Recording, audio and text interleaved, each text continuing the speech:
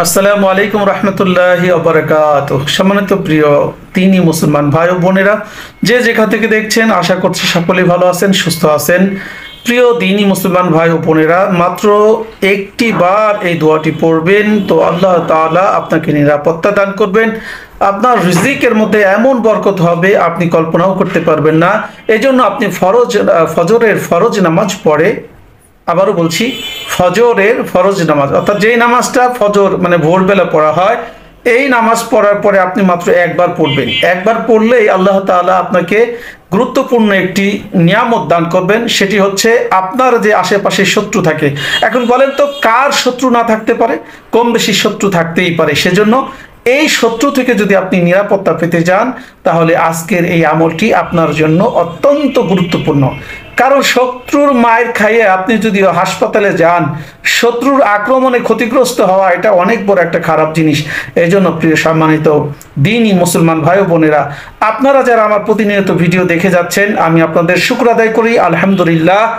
আপনাদের শুকর আদায় করি আলহামদুলিল্লাহ যে আপনারা কষ্ট করে হলেও, আমার এই ভিডিও ভালো হয় না তারপরে আপনারা দেখে যাচ্ছেন, অসংখ্য শুকরিয়া আপনাদের কাছে।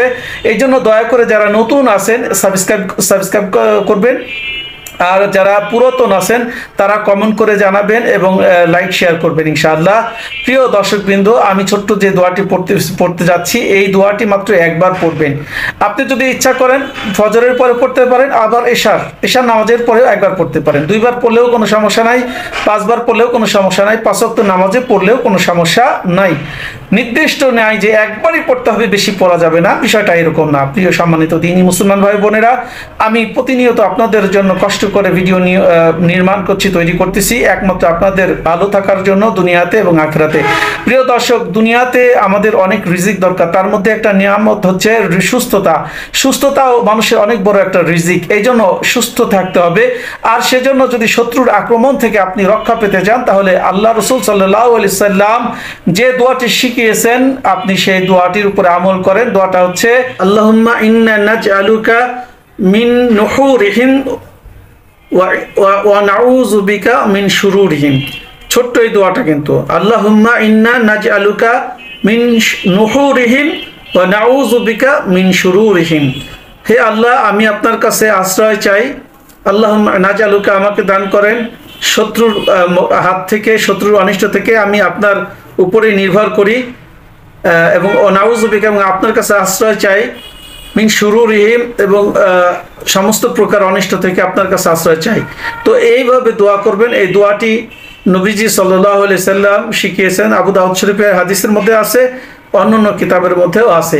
তো সম্মানিত প্রিয় দ্বীনি মুসলমান ভাই বোনেরা, আমরা ছোট্ট এই আমলটি করে আল্লাহ তাআলার কাছে সাহায্য চাইবো।